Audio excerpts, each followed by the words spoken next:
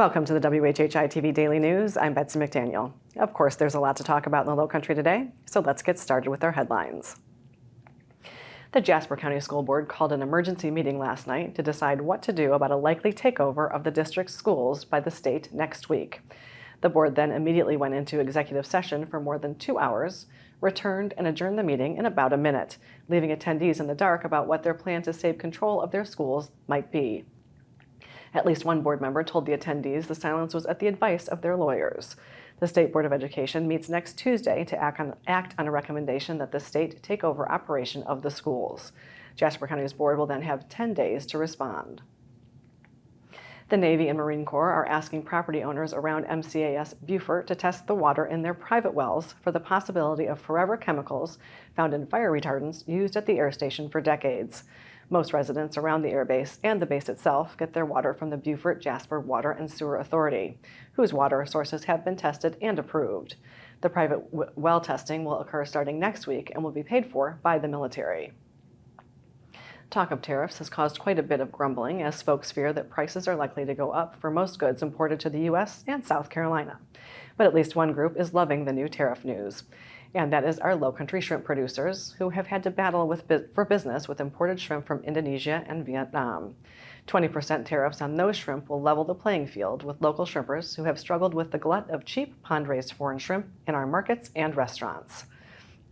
The effects of the tariffs will take a while, but shrimpers say there might just be an economic boon to coastal communities if they can hire enough shrimpers to take advantage of the opportunity.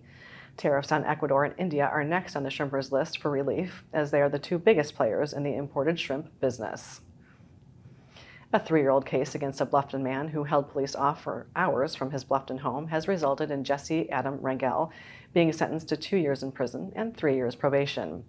The standoff took place in March of 2022 following a neighbor's complaint of loud music coming from Rangel's home in a Cypress Ridge neighborhood off the Okatee Highway. The 43-year-old Rangel, with 2 children inside the house, pointed a gun at police officers, beginning the 5-hour standoff that thankfully ended peacefully. Officers found numerous firearms inside the home. Rangel's actual prison time will be closer to 18 months, considering time he has already served in the county jail. And here is some news you probably don't want to hear during this heat wave. Our electric bills could spike more than almost any other state in the next decade, but then again, they might not. A new study from Energy Innovation Policy and Technology says the Big Beautiful Bill will spike our electric bills over $50 a month over the next decade because of a number of potential solar and wind projects that will likely not be built because incentives had been dropped. The study showed that only Missouri residents might take a bigger hit. However, the offices of Senator Lindsey Graham and Congresswoman Nancy Mace say the legislation actually helps South Carolinians because it supports nuclear power growth and cuts costly green energy subsidies. The state-owned utility Santee Cooper is trying to find investors to restart the VC Summer nuclear plant and is also planning to build a new natural gas power plant. The media sources on your screen will have more on these and other stories, and we would love for you to like us on Facebook and follow us on Instagram at WHHI-TV. And if you have an idea for a news story, we'd love to hear it, so drop us a line at news@WHHITV.com. And coming up after a quick break, some kids are about to have an exciting weekend at the World Series of Baseball. We'll hear about it next.